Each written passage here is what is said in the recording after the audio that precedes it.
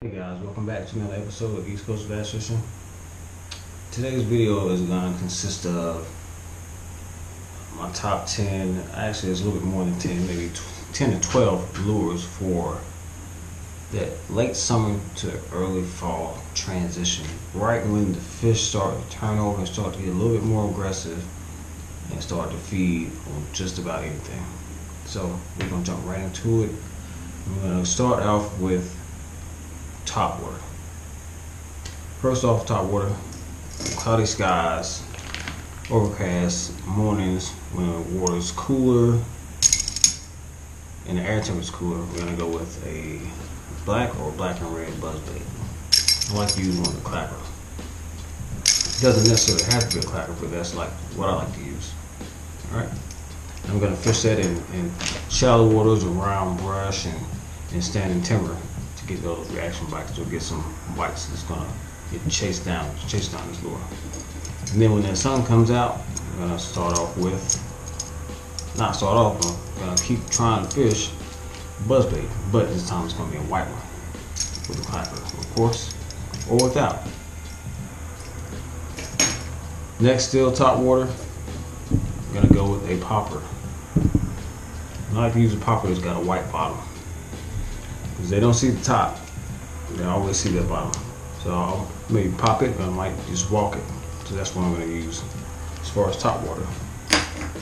Then you have a spook, and believe it or not, this is a brand new spook. I got this from Lucky Tackle Box, and I have not used it yet. I'm going to wait till the water starts to cool off and the fish start to turn on a little bit more and feed more actively. Alright, on to moving baits, mid-level baits, as far as like shad patterns and bluegills, things of that nature. Gonna go with a swim jig. I like to use a swim jig with a Contact swim bait on the back. And you don't have to use a Contact, you can use crawls or you can use grubs. I like Contacts to kind of keeps them honed in on that paddle tail on the back. It's the Strike King version. Another swim jig. Got this from Buddha Baits. If you had looked in my previous video, I caught a nice bass on this, and this one has the actual crawl on the back from Young. It's more of like a bluegill pattern. Alright, next up we're going to go to our hard baits. We're going to go with square bills. Something that's going to dive a little bit deeper than your 2 to 4 feet range. Maybe right at 4, a little bit more. It's the bluegill pattern. We're gonna fish this around brush, around laydowns, around rocks. Get that reaction bite. Get it to deflect off of brush and sticks and rocks, and get them to react to it. There's another one.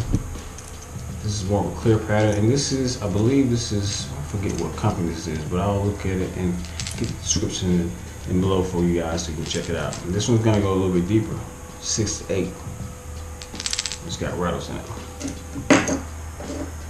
Next up, in the shallow diving areas, we're gonna go with, depending on the water clarity, if I'm fishing in muddy waters, I'm gonna go with shallow diving KVD 1.5 and the chartreuse blackback. Then, depending on the water color as well, still, I'm gonna go with a shad pattern, white, and it's also a shallow one. Up next, we're gonna go with the rattle trap, red eye shad. This is in a bluegill pattern as well. I like to use this kind of yo-yoing it around grass and ripping it through grass and trying to get that reaction bite if they're not really chasing me. Then, as far as bladed baits, we're gonna go with one of my favorites, which is one of the actual lure that got me my personal best this year.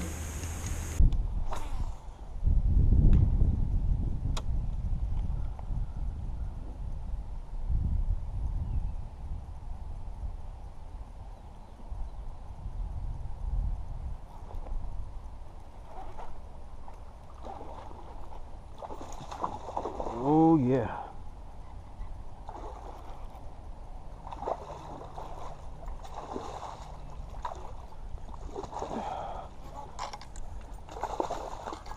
This might be my new PB.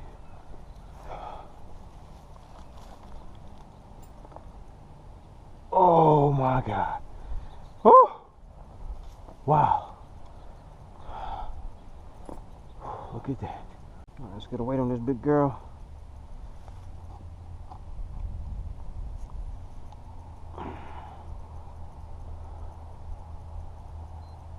£6, 6.56. New personal best, guys. On the Mepps inline spinner. My personal best was 6.4. That was 6.56 right there. Mepps number 5. This exact one here. Bladed bass. Can't go wrong with this. Catches all different sizes of bass, but it also catches big bass. Mostly with that number 5. Then you have your spinnerbait. Also got this from Lucky Tackle Box, and this is your bigger version of spinnerbait, but it still works. And I like to throw this on a bigger rod, a longer rod, to get long casts. Don't have a trailer on it right now, but I would suggest putting a trailer and maybe a trailer hook with that trailer. So, as far as bladed baits, that's what we got. Next up, when the water starts to cool off and they're not really active, but they're still feeding, I want to go with jerk bait.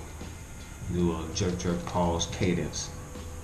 And the cooler the water gets, the longer I'll let this sit still and wait to get that reaction, to get that bite. This is more of a shad pattern, it's a white color. Also another jerk bait from Lucky Tackle Box. This one I'll fish a little bit more faster, given the fact that it doesn't dive as deep. And this one is a sinking one. This one is a floating one. This one's more of a kind of like a bluegill or a perch color. Then once it really gets tough and it's late fall, these guys, they're just not really biting too much anything, what I want to go to is fishing on the bottom. This is another lure that I will fish all year long, spring, summer, winter, fall, and that would be a jig. This is the Archegg jig here. Keep those pincers up in the air. Nice and high. Black and blue, depending on the water color as well. Also, we have an all-terrain jig from I got from Tackle Warehouse. More of that bluegill pattern with that natural color pattern, along with that young crawl again. Can't go wrong with that. Then you have your soft plastics that I will use in between that time with the jerk baits and the jigs. I would go with lure you just can't go wrong with. You gotta go with the Senko Green Pumpkin, or one of my go-to lures, plastics, is the all black Trip Worm. So those are my little summer to fall transition lures, guys. Some of the things I like to use all year long, most of them, and some that I like to use when we transition from summer to fall, when the water's cooling down, when the air temperature's cooling down, and the pressure's going down, and the humidity is going down. So, guys, leave a comment below, like my video, share my video, and I'll catch you guys on the next episode of East Coast Bass Fishing. Peace.